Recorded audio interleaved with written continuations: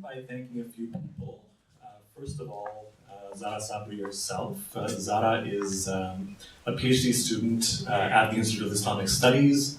She studies Indo-Muslim culture and Mughal history.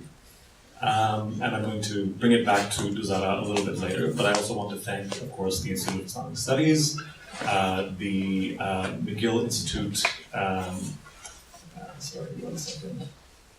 Let's make sure I get it right. The McGill Institute of Islamic Studies Students' Council, the McGill Centre for Islam and Science, and Harf, a journal of South Asian Studies. So momentarily I'm going to ask our three panelists to come down. These are, maybe I'll actually ask them to come down right now while I'm speaking.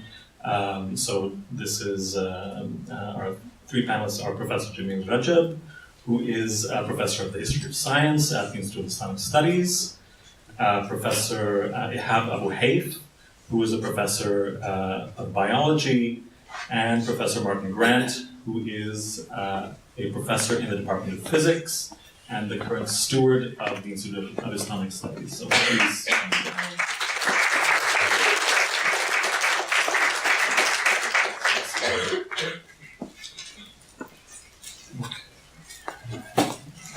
But what I'm going to do to begin with is just to ask Zara herself to say a couple of things about the genesis of this event, what kinds of hopes she had when she thought of screening this film, and also perhaps to provide some more context in terms of Pakistan. For this film. I think that she'll be the best person to do that. I don't know if you need this mic, Zara.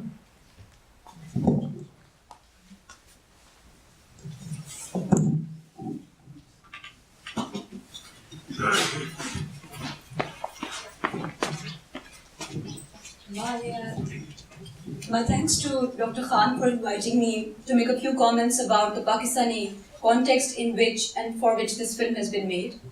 I will keep these remarks very, very brief because I'm eager to hear what our professors have to say about some of the themes which emerge from the film.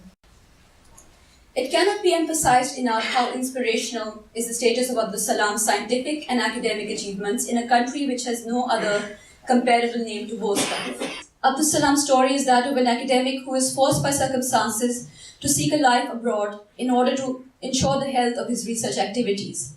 It is a story of someone who very much identified as a Pakistani scientist, who very much identified as a modern Muslim scientist in his work and thinking, and ultimately as someone who very much saw himself as a third world academic who was deeply committed to giving a leg up to other third world academics. The trials and tribulations and the nostalgia and identity issues of a scientist from the third world are not always readily comparable to those of scientists from developed countries who can continue much more easily to work and thrive in the environments in which they were born and raised. Hence, there is a relatability to Dr. Abdus Salam's story, which extends far beyond the Pakistani or South Asian region he was born and raised in, or the Islamic religion he identified with, to a general third world academic experience in the era we are living in. And this is a small part of what we are hoping to discuss here tonight. During the past year, the film has been screened at many universities, Oxford, Columbia, MIT, Rochester, Berkeley.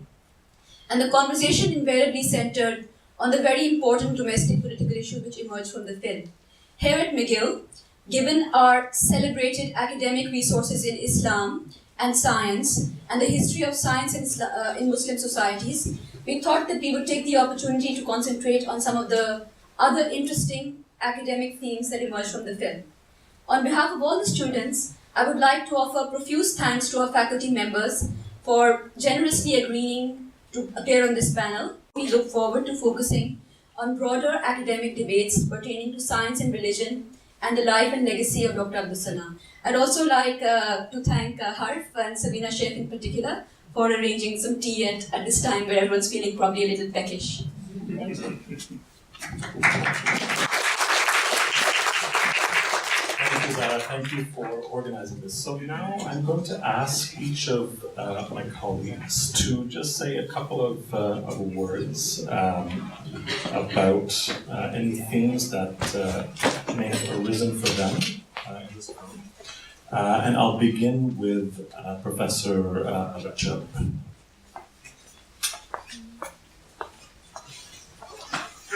Well, okay. Thank you very much, Asha, for the kind introduction, and of course, Zafra for organizing. It's a very interesting and powerful film, and I think Zafra has contextualized it very well. What I would like to try to do is to try to contextualize in a very different way, and that is, how does Abdus Salam, how does he fit into the science-religion spectrum within Islamic history and modern Islamic culture? How does his ideas fit in? And it's actually quite complex and interesting, as you probably gathered from the film. He's a hard person to pin down in a lot of ways.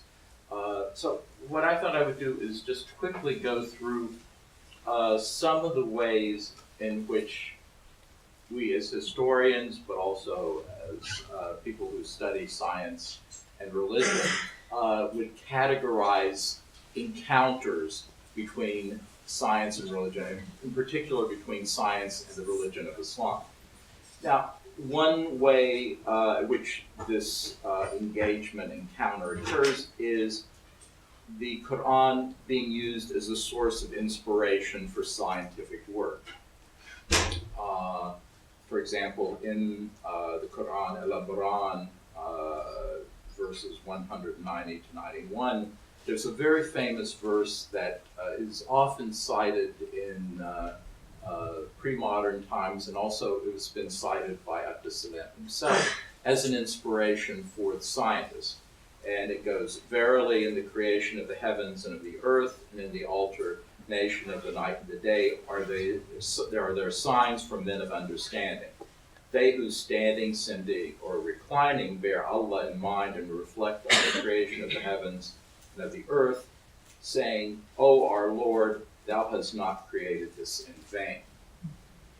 Again, this is the inspiration side. Other things, I'll just mention very quickly, science in the service of Islam. In the medieval period, science was used to figure out things like prayer times, prayer direction, inheritance law, which needs algebra, that sort of thing.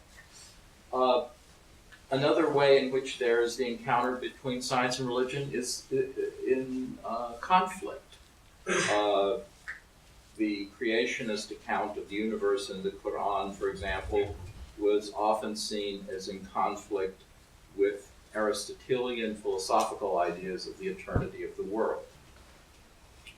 But where there was conflict, there was also an attempt at harmonizing, concordance, finding ways to reconcile passages in the Quran with philosophical and scientific positions.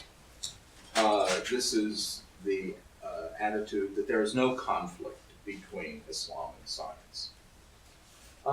Next, we can find something which we can call creative engagement, using the Quran and religious doctrine to question received science. Surprisingly, this is something we can point to in the work of Galileo. In his dialogue concerning the two chief world systems, he tries to become the theologian who attacks Aristotelian physics on the basis of the Bible, whereas all the other theologians of the time had used the Bible to adhere to Aristotle's view that the earth is in the center of the universe. So it was an interesting way in which Galileo turned the tables, so to speak, on his adversaries. Unfortunately, it didn't work out so well for him, but that's another story. But we can also find this in an Islamic context. The 15th century astronomer, theologian Ali Kushji does something very similar in his commentary on the Zainuddin al-Tusi's theological work. Next, Quran is a basis for scientific theories. Sometimes, this is more modern times, the description in the Quran of the development of the human fetus is used as a basis for embryology, or said to be, anticipating modern theories. And finally, there's the both a more modern view that the need for the total separation of science and religion, what Stephen Jay Gould called NOMA, non-overlapping magisteria. In other words, science is here, religion is here, never the twain shall meet or should be discussed. They're just totally different realms. Well, quickly, let me just ask the question, where does Abdus Salam fall in this spectrum?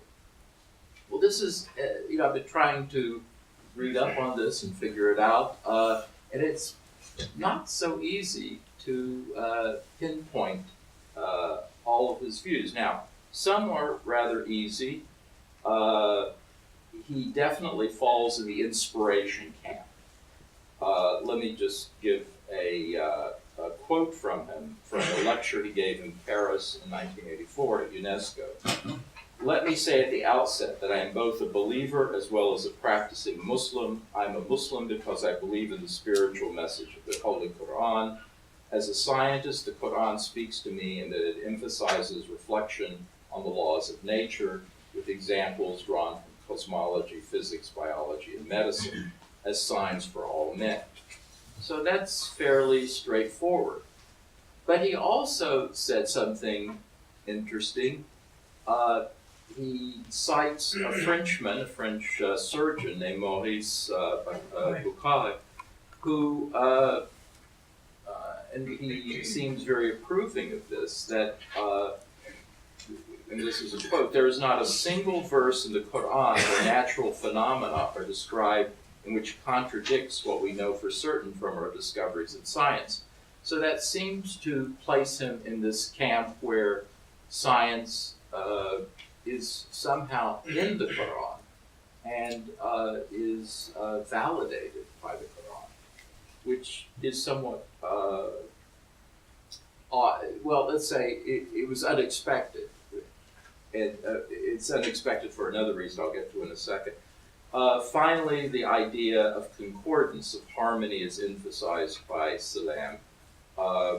And he contrasts Islam with Christianity when he states, in the whole of Islamic history, there has never been an incident like that of Galileo or Giordano Bruno. Persecution there has been, denunciation, even excommunication, but never for scientific beliefs. Now, that was in 1984. In 1990, he writes an introduction to the book Islam and Science by Pervez Hoodboy, who you saw in the film, the physicist, the Pakistani physicist. And there he starts off by saying, I have no disagreement with Professor Hoodboy. Now, this is very surprising because Hoodboy is a very known radical secularist who wants nothing to do with bringing Islam and science together, just completely opposite. So it was a little surprising, given his earlier stance, why he would say that. So I would say perhaps, as he was getting older, perhaps because the excommunication, so to speak, that he speaks about at length in his introduction to Hood Boy's book made him perhaps a little less optimistic about the reconciliation of religion and science. I don't know. It's an interesting question. But whatever one says about Salam, it was something that is constant, seems to me, and that is, even though he's discouraged and very upset about things that have happened in his life, he somehow conveys an optimism about the possibilities of science within Islam. And when he was, speaking about his, in the introduction to the Hood Boy book, he says something quite interesting. He says, if there was any bias for the unification paradigm in my thinking, in other words, the theory that won him the Nobel Prize, it was unconsciously motivated by my background as a Muslim. And I think here he was thinking of wahdat al-wujud, the unity of being, that he also brought up in the film, this idea that the universe has this unity to it, and that also that the universe's laws are an indication of something higher than ourselves. This reminds me of something that Einstein once said, which was that the greatest wonder in the universe is that it's comprehensible. And I think that this is something that Abdus Salam would have definitely adhered to. So that's what I have to say about the science-religion aspect of his life. Thank you. Professor Abouheif. Well, thank you very much. Thank you, Zahra, for organizing this event. And it's been, it's really a great honor and pleasure to be here. I thought I would speak about my own personal journey and how Abdus Salam had inspired me as a young Muslim scientist.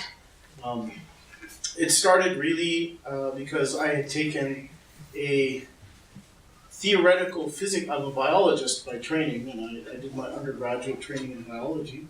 But I did a course in theoretical physics for non-physicists, right? So they were just trying to teach the biologists what the physicists were thinking about, and it was really a way in which you could, they just wanted us to teach us about the history and philosophy of science through the eyes of physics.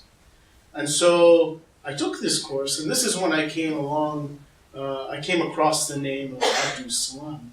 And he fascinated me because he was one of the few names in science that was Muslim. I could actually connect with this individual.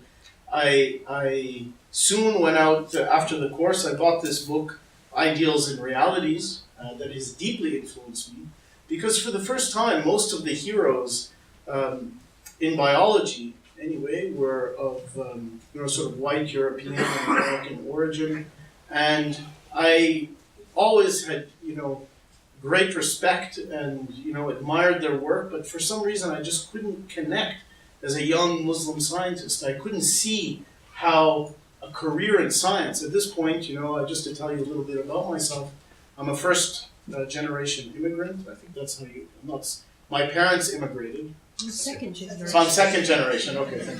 Okay. So I'm a second generation immigrant to Canada. My parents immigrated in the late '60s, and the idea, of course, as second generation immigrants, often there's a huge emphasis on success and very prestigious type of positions. My mother had long wanted me to be a dentist, even though I hated teeth, or being a medical doctor. Most of my family on my father's side were lawyers, But so the idea when I fell in love with evolutionary biology, which I am a professor of today, it was really, I couldn't see how studying a career in something so abstract, something like evolutionary biology, could lead to changing the world somehow. You know, of course, I had a lot more optimism when I was young and naive, that I could change the world, and I was looking for a way to do it.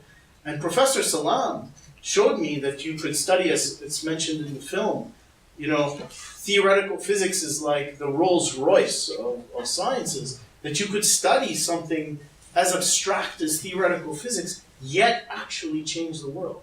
Meet some of the great scientists, meet the Pope, the great leaders of the world, and take part in the United Nations and change policy and establish something like the Center for Theoretical Physics. To me, it was absolutely inspirational.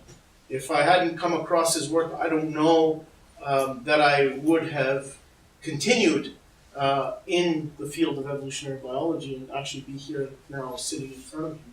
And so his reach was far beyond Pakistan. I mean, my origin is of Egyptian origin, half Palestinian, half Egyptian, and his reach was far beyond, Pakistan. Just to tell you, I wrote to him a letter, which one of the realizations I got I wrote him a letter in 1994. So that puts it almost 24 years ago as a master's student, telling him how inspirational he's been and how inspiring it was. I realize now that the person that probably wrote the letter was the secretary who was talking in the film. So that was one of my great realizations from the film right now. And that's okay. I mean, as long I got a response, which was very important. And I had written as a somebody of Egyptian origin, I had written to Ahmed Zuhail maybe about 5 or 10 years later and got absolutely no response. So getting a response from Salam actually was, sort of changing for me in my career. So it's really important, I think, I'll end with saying one thing is that many of the challenges, he spoke a lot about feeling isolated as a scientist in these essays. When he went back home to his home in Pakistan, and he faced a lot of intellectual isolation, right, and sort of non-appreciation. And this is from someone who obviously in the film had at least garnered, both love and hate from Pakistan. I mean, at some points he was very highly regarded, at other points clearly he wasn't. But all the struggles that he has described in both Ideals and Realities, and also in the movie, as you saw, I still feel actually are relevant today. So to this day, I don't believe that if I decided to go back or decided to go back to my parents' original homeland, if I went back to Egypt, I don't know that I can do the research that I'm doing today. I would still feel a kind of intellectual isolation. I don't know that it's really well, the kinds of discoveries are well appreciated. They are among, of course, a small group of people, but not by necessarily the government and the people at large. So, I mean, many of the struggles to be a cutting-edge scientist doing something as abstract as evolutionary biology, I mean, still we as scientists face those struggles today. And if we want to change and improve science in developing countries, there are still many obstacles that we face.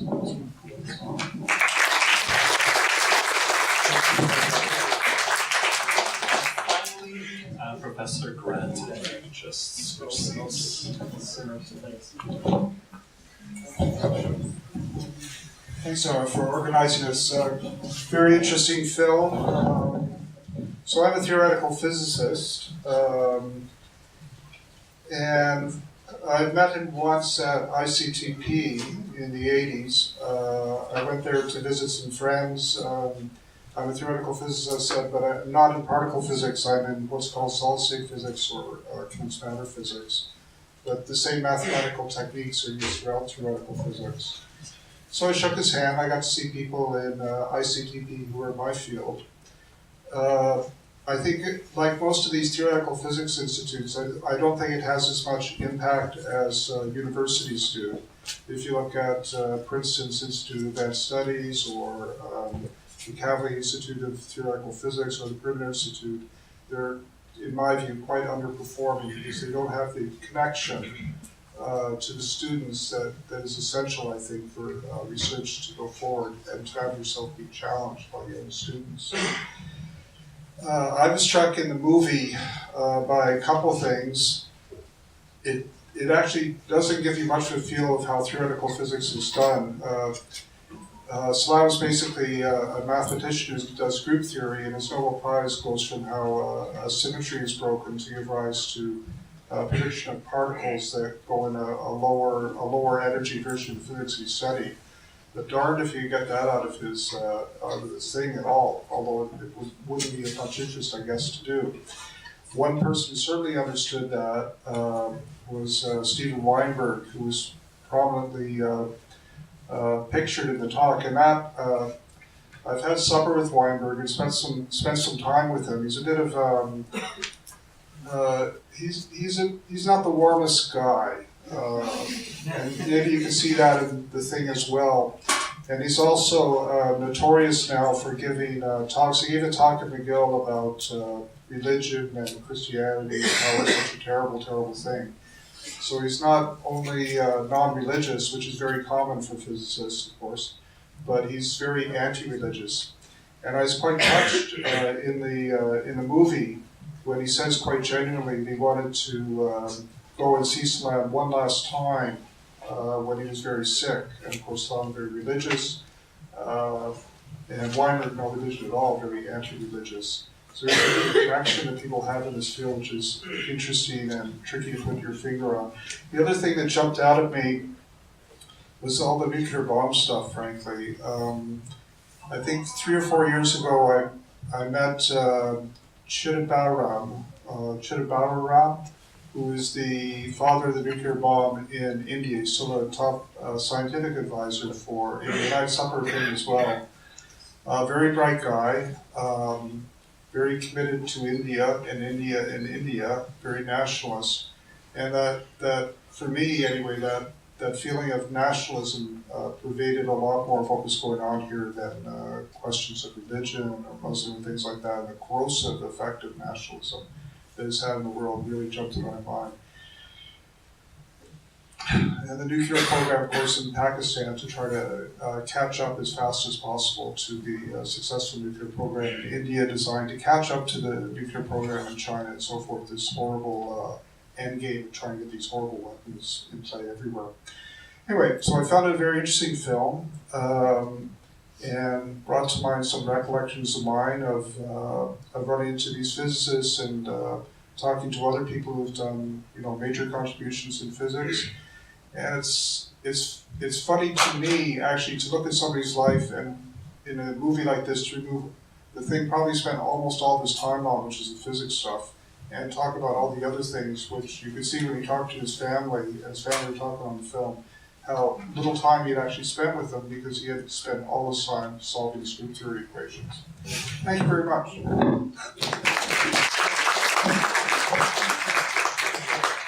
So now we go to the Q&A. I think I'm going to ask you just to please speak very loudly, and we'll begin with this person in the back. Right. So this is only my second week at McGill, and I was really excited about this. I wanted to thank the panelists for their illuminating views and a bit of background about myself as well before I ask a question to each of the panelists. I'm a Muslim, I'm from Pakistan, I was born and raised there, and I'm a scientist. Well, at least a scientist in training because I'm a grad student in the Department of Chemistry. But most importantly for me, Abdus Salam was introduced to me when I was 8 years old in the form of a children's biography that was given to me by my father.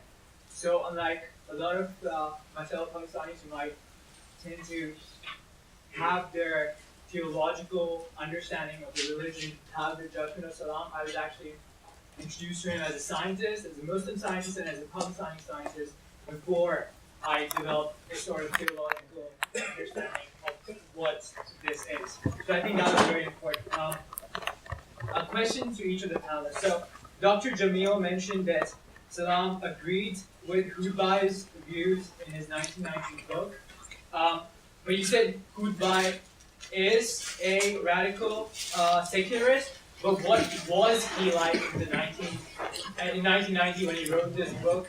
Because I've been reading his columns and op-eds in the Dawn newspaper for the past same decade, and yeah, he's very against the nuclear program and against the atomic bombs as developed and being developed by the Pakistani establishment. But was he just a secular back then, and what were his views on religion when Salam agreed with him? To Dr. Ehab, I want to pose a question about this intellectual isolation. That you said that you aren't sure if you would like to go back to your homeland. And what do we do, because Salam was limited by his social position as an ostracized minority in this country, even though he strongly believed and had strong faith in his religion. And so, is there anything that we really can do as Muslim scientists to contribute towards the revival of science in our country? To Dr. Grant, you said that ICTP is underperforming according to you compared to, say, institutions like Princeton and MIT.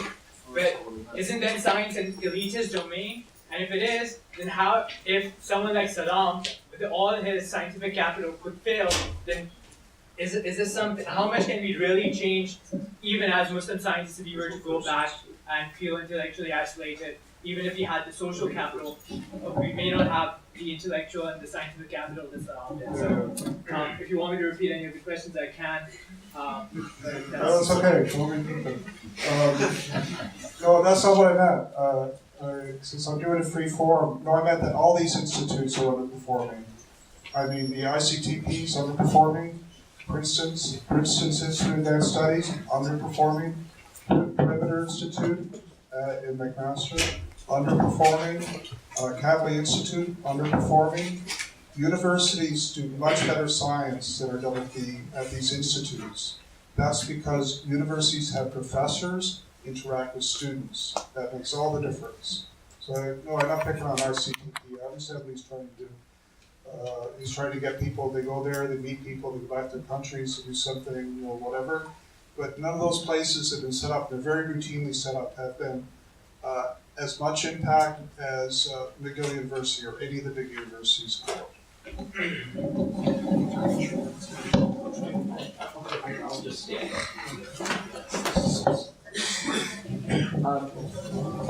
Thanks for the question. The answer is yes. I think, ever since I've known Hood Boy, I think I met him in 1978 or something, so I've known him for a long, long time. He's been basically the same. The book was, it was fun, it was interesting, and there were a lot of good points he made. I loved it when he attacked the miracles people at the end, miracles of the Quran people. But he twisted things terribly. I think he's done a terrible disservice by not being an honest broker when it comes to history. He's said things which are patently untrue. I've actually emailed him several times, and he basically doesn't care. I have my problems with actually I have my problems with Weinberg, as some of you may know as well, who actually I met at we were at a conference on a panel together, and he was a lot warmer than he was in print. So it depends how you catch it. So anyway, I would say that Abdus Salam saying, I agree with everything in this book, was disingenuous. I think he did it because he wanted to get back at the establishment, and I think from he was very upset with what was going on in Pakistan at the time. Do you want to try this mic thing, or you can? Oh, I can. So as a young aspiring scientist who may want to go back to Pakistan one day, I take it, and be able to do good science. I mean, this is one of the reasons, one of the aims of the McGill Centre of Islam and Science was to try and think tank or think about ways that we can improve, the science and science policy in Muslim countries. And Abdus Salam had written in Ideals and Realities, has written quite a lot about how to revive science and asked the question, can science be revived in Muslim countries? And his answer was quite clear. He said yes. Okay, but under a number of conditions. One, and he laid out a plan actually for this, and this, reality. And some of them are quite hard to. His short-term solution was the International Center for Theoretical Physics, to be able to break the isolation, to bring people short-term from developing countries and peoples from the West.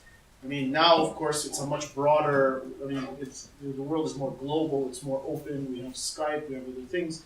But the center in the 60s and 70s, this is quite an achievement. It was one of the first international science centers, and as you saw in the movie, when there was many players against actually the movement, because it was just after the Cold War, and many different movements. But there are certain conditions, and I think Jamil has convinced me that, and he says it very clearly, Abdus Salam, that you have to, scientists have to have the freedom to do their work, completely in the absence of complete freedom, both political and social freedom to do their work. And without those conditions, it becomes very hard. Right? Countries, he said that at the time he was talking about some of the oil-rich countries and how they at least had the money to invest in science. Yet at the same time, he had remarked that the GDP, the percentage of their GDP being spent on science was much lower, even though they had, they're quite oil-rich, but they're spending much less money on science. There's also the issue of citizenship, and he goes on at length at how Enrico Fermi, for example, had just shown up to the United States, and they had already started him on basically projects, big projects to opening him up. Even before he got his citizenship, and they accelerated his citizenship, they gave him citizenship, they supported him, and this is something that doesn't necessarily happen right now in oil-rich countries. Citizenship is not something, as international scientists, you have to be taken and supported as one of their own. And the list can go on and on and on about the challenges that remain and things that have to change to be able to do science in Muslim countries like you would have to do science here. The aim is not to solve this, and we're part of the McGill Centre is to think tank about it. The challenges are huge, but now you're here at McGill, and I think it's really, I've come to the conclusion it has to be grassroots, that we have to start education from the bottom up, not from the top down. We can't expect governments to change their policies. We just have to start scientific education, making awareness about the importance of science and the importance of science and technology, in countries from the bottom up. And so you're here, you have years to develop. So now it's your chance to think about developing schemes at home, YouTube, shows, science cafes. There's a million different ways to do these kinds of things. Thank you. Very productive discussion.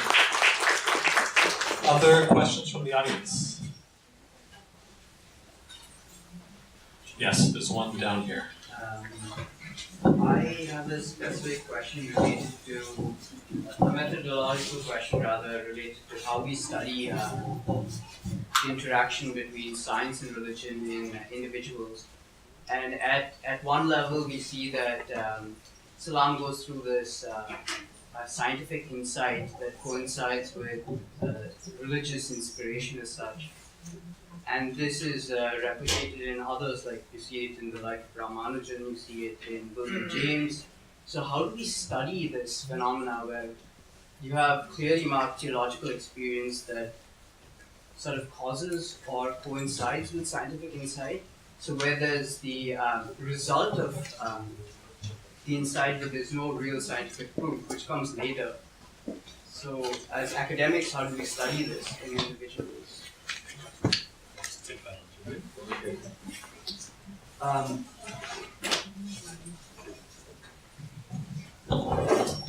Well, there are different ways, I think, to go about this. I mean, one is on a very simple level, and I can only speak of it in the pre-modern period because that's what I focus on. One is if you see in debates, and there were many debates, let's say, in Muslim intellectual history, when they pull out the Quran 190 to 191, it's often, to say, look, in the Quran it says we are obliged, or at least some of us are obliged, to study the universe and how it operates and so forth, and they say this is what science is all about. And this is a way to counter arguments that, this stuff is useless and so forth. So that we can study, fairly straightforwardly. In individual cases, you can, you can detect sometimes ways in which scientists are influenced or affected by not just inspiration, but by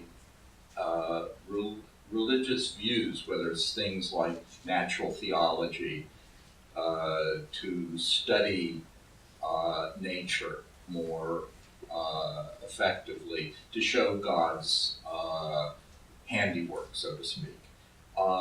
And this has been written about extensively, but it also works as and this is what I've done some work on.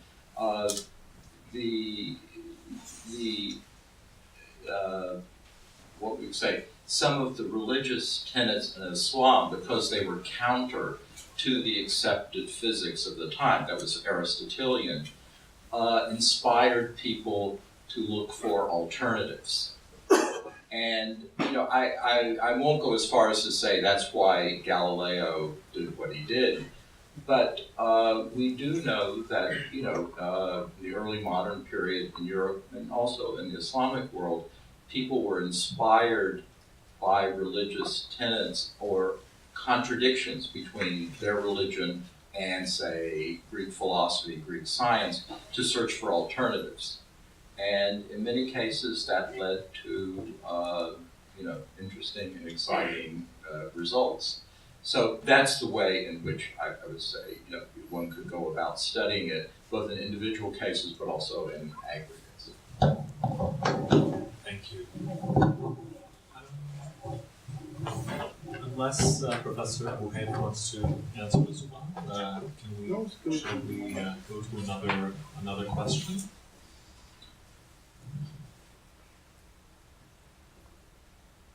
Oh, Zara. So the question that I have is for Professor Brown. So the institute that Abdus Salam set up in Italy, you would say that it underperforms. Of course, it doesn't compare to the universities. But do you think that, from what you know, that it does perform some tasks for developing scientists, developing world scientists, in the way that Abdus Salam had hoped?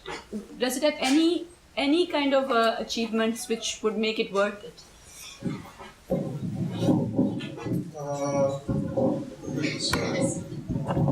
I'd say comparable to the impact that Institute of Advanced Studies at Princeton, certainly more impactful than the Perimeter Institute, which is in Southern Ontario.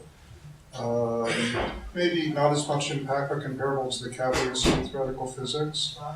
What typically happens at these institutes is that people do no important scientific research anymore. You need something to push off a dialectic to challenge your ideas. And when you end up in an institute, you're basically talking to people whose salaries you pay. So you say, is this a good idea? And they say, yeah, you're paying my salary, it's a wonderful idea. And a university is a different place because you have to deal with very disrespectful 19-year-olds all the time. So you give a lecture on thermodynamics and you say it's like this, or you give a lecture on quantum field theory and you say it's like this, you'll be pushed back on. At an institute, the best example is Albert Einstein, who went to Princeton. Einstein basically did nothing after he went to Princeton. He would just say, what about this? And I would say, what a wonderful idea, Albert. But the university environment gives you that pushback, which helps you stay, in kind of an obvious way, to stay young by reconnecting to 19-year-olds and the idea of pushing and pushing and pushing. I found the people I know who've gone to these institutes stop doing anything interesting very quickly. Now, is it a good idea that there's a place where people can go from less developed countries for several months, and they go to Trieste, it's a beautiful city actually, I really like visiting that, and they go to workshops and they hang out or something, make buddies, and they go back, and then they collaborate over Skype. I'm sure it's of value, but I've constantly found the university model is more powerful than the institute model for trying to get scientific discovery done. So it's a common idea of administrators to want to, and I've done a lot of administration at McGill, to want to separate the teaching part of the university, is what, sorry, you invited me, so I'm really worried by brand. Separate the teaching part of the university from the scholarship part of the university from the administrative part of the university. My view is that is a mechanism for destroying universities, and the best universities are where you mix those up, where your best teachers are your best scholars, where your administrators are involved in research and scholarship as well. It's a powerful thing. It's been working since university systems were started for 1,000 years. Professor Grant, there was another question down here. Yeah. I'd like to maybe make some comments, and in those comments perhaps some questions will arise. So I'm just doing some loud rumination of thinking. The question of science and religion. To my understanding, science is, there is a methodology, there is an ideology, that you're discovering that the world is, the universe is, you're observing the universe, and then you are trying to determine the laws of the universe, and there is no prejudice involved in that. So when you talk of science, or I heard the words Islamic science. Now, science is not Islamic, science is not Christian, science is science. So why do we have to bring the two together? There could be scientists who could be religious, because religion or religious beliefs is a matter of personal conscience. But I don't see what is the perspective in trying to say that if you want to say this is Muslim science, that we are going to prove in a way that what we discover in science has already been specified in any religion. So I raise this question, why do we want to talk about science as belonging to a particular, or being identified with any particular religion?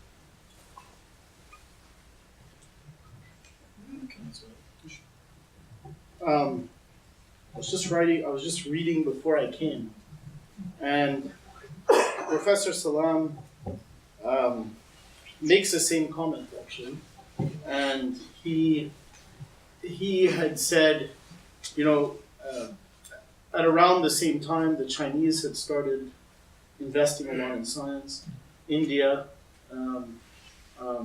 and other countries, and he said, well, the Chinese don't call it Chinese science, the Indians don't call it Indian science.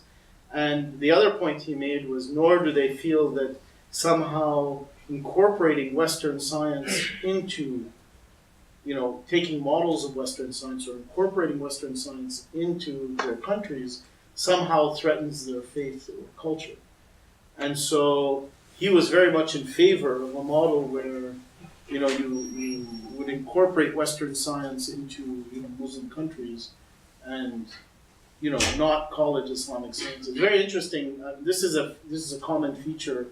I mean, you saw that they wrote Islamic bomb on the thing too. You know, I mean, this is, I think, and maybe Jamil can comment on this. It comes from, you know, there's some kind of confusion between thinking about the golden age of science and calling it the Muslim golden age versus, you know, versus science as a universal principle. I don't know, there's some kind of loss in translation there. I can't quite put my finger on. But I think certainly, I mean, moving forward, there is no such thing as Muslim science except for science done by Muslims. Exactly. That's it, you know. Or in Muslim countries, Or Muslim, yeah, exactly, Muslim country, but I don't think there's any distinctive.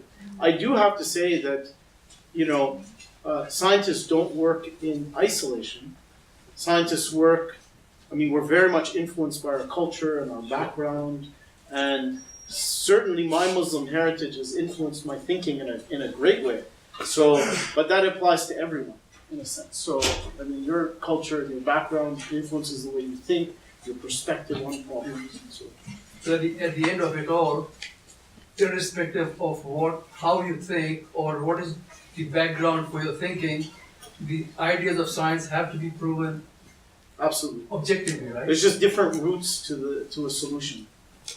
You maybe having a different social and cultural perspective will allow you to take a different route from others. That's right, yeah. But when to arrive at a solution, the solution is judged by a universal set of criteria.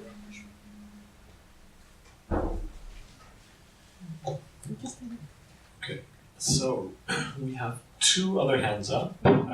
Firstly, down here. And It's just a comment, because Abdus Salam was speaking about giving pride to Muslim youth in themselves and confidence in their ability to be good scientists, but he doesn't address the question of the government. I mean, the conditions in which the youth actually work and study in our countries, back home, I mean.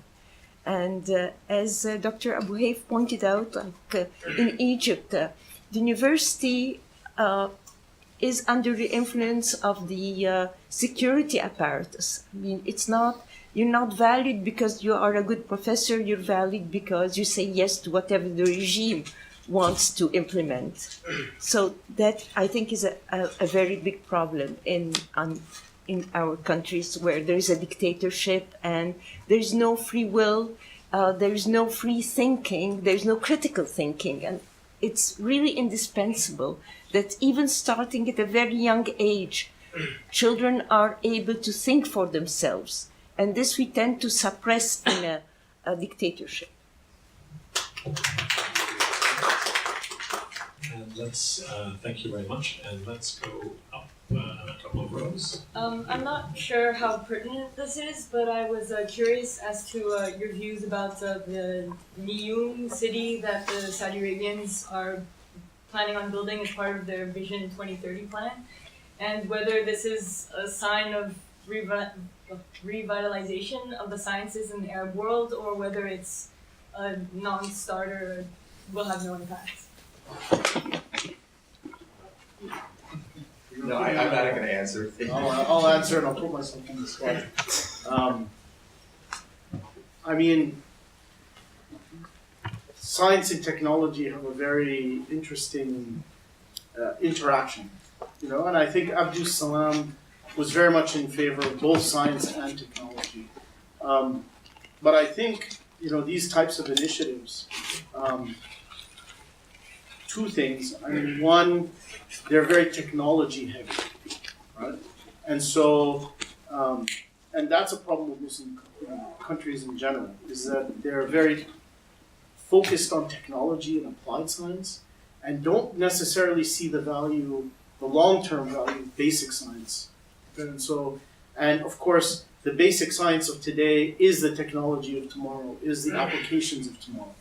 And so if you're talking about, you know, building something like Neom, what you're doing is you're building the technology like that's available today. and not investing in the basic science that will allow you to continue it for tomorrow. And so then you have to ask yourself the question, well, where is that technology coming from? And who's paying who to get that technology? And so you're in an oil-rich country. I assume that the people building this technology will be like collaborations from outside the country. And so a lot of that money that will be used will be building technology from outside the country. But if you want it to come internally, you have to invest in both technology and like basic science. And this is a general problem. So to me, it looks good.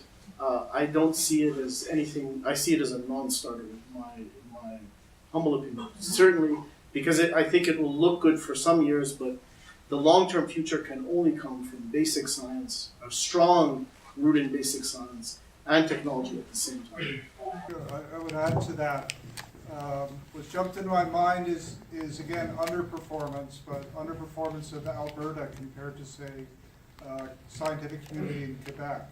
So I've seen the money put into University of Alberta, and it's much larger than the money that's gone into McGill, say, from Quebec. But the performance of Alberta to McGill is there's no comparison. McGill's a much better university. And the reason is what Ehab was saying. The money comes in on a cycle which has to do with the revenues are high, and that's a cycle of like 5 years. And a scientific or scholarly expression of what you do is 15 years. And if after 5 years you said money's run out, you haven't invented this new thing, then you're going to go somewhere else. You need a certain amount of time to set down your roots, to work with students, and make impact. And that requires building up the fundamentals in basic science. And you see where, like I said, a good example is Alberta. They have tons of money in their oil booms.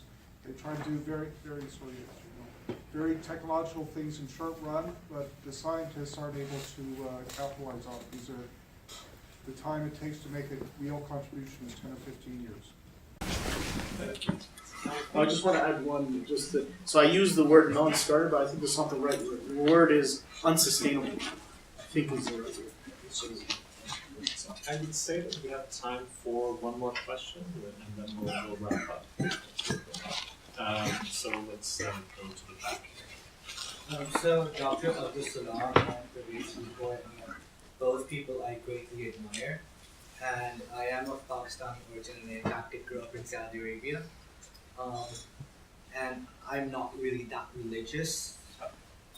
And to me, the answer to the question why there aren't that many prominent Muslim scientists is because I personally believe there's not really a place for religion in science, like in the world, but not in science itself. But I'd still like to ask why anyone on the panel thinks that when it comes to the great scientists of the world, Muslims are sort of underrepresented, especially the great modern scientists of the world. Like we have Dr. Abdus Salam, but like that's about it. So that was my question.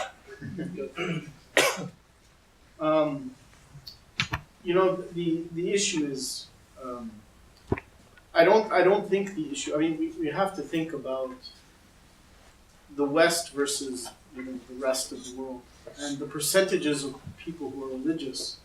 I mean, you're talking about, much in North America, for example, the percentage of religious people is much lower than if you look at the rest of the world. The rest of the world is actually quite religious, and so youth, when they're growing up, are presented with often a fork in the road.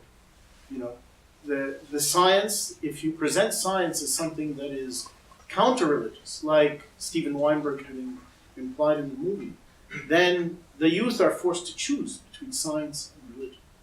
And what we're trying to, at the McGill Centre of Islam and Science, is trying to facilitate conversation to basically try and show that you don't have to choose one or the other. It's not a dichotomy.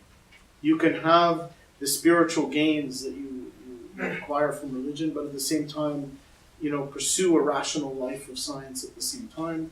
And you can, engage in Islam in a rational way.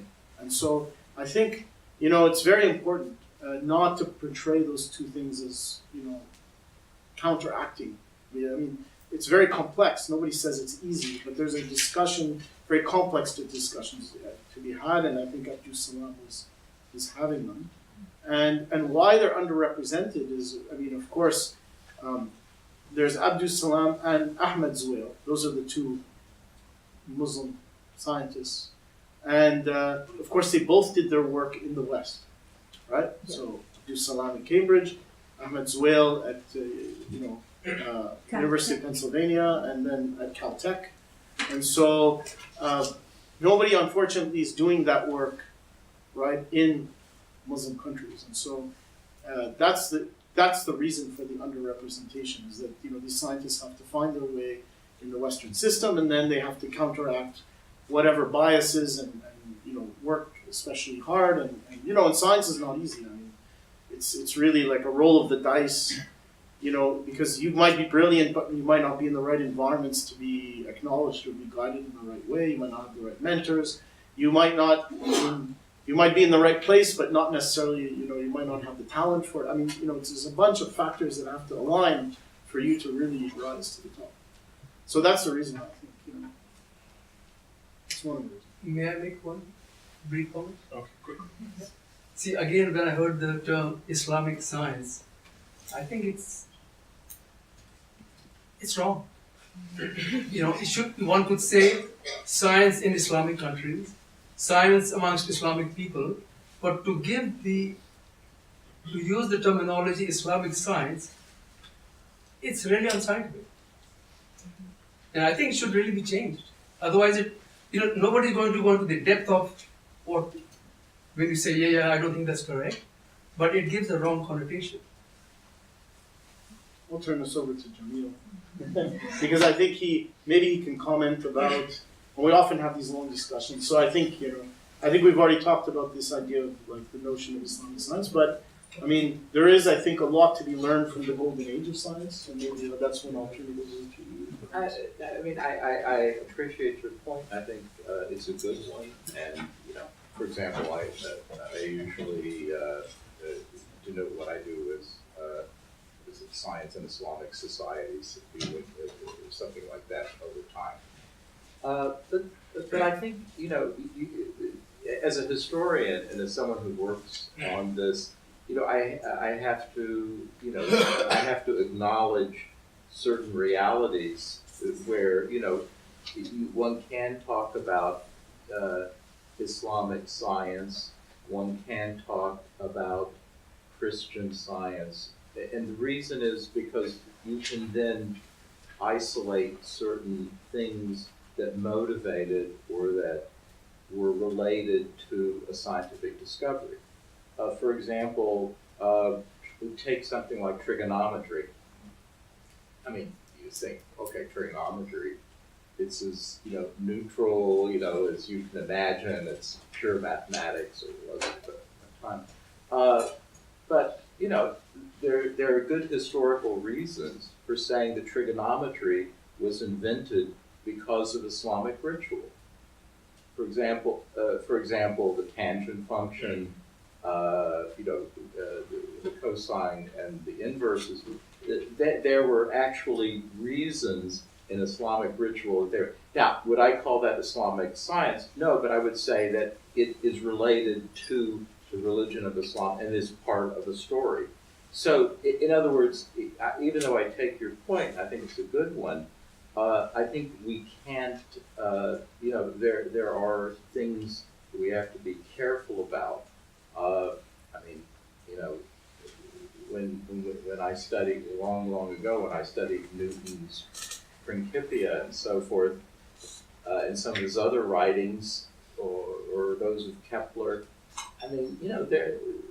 their religious beliefs come into play, and we have to acknowledge that. I think in terms of history, if one is looking at it in historical terms, one could use that term. But if you want to project this work forward, I think that's the source of confusion. Well, I tend to agree with you. I'll make just another interesting, something that really struck me is when I was reading, and correct me if I'm wrong, But for example, I mean, the way scientists evaluate our work is we do what's called anonymous review. So we do our work, it's sent to a journal, the journal sends it out to people who we often don't know, and then they evaluate the work and you get the comments back, and then they decide if they accept or reject the paper. That's a very simple caricature, and even that's changing. But what I read is that that kind of system may have had its roots, not direct roots, but roots in Islam, because many of the people who were trying to write the life of the Prophet Muhammad, sallallahu alaihi wasallam, they would send out their manuscripts about the life of Muhammad to their colleagues as a way to evaluate whether the facts that they had gathered were correct, and so they would pass these things back and forth. And so certain scientific cultural traditions can arise and be inspired from religious traditions. That was one of the things that kind of really struck me. Okay, I think we're out of time, so I'm going to end there. Please join me in thanking our panelists.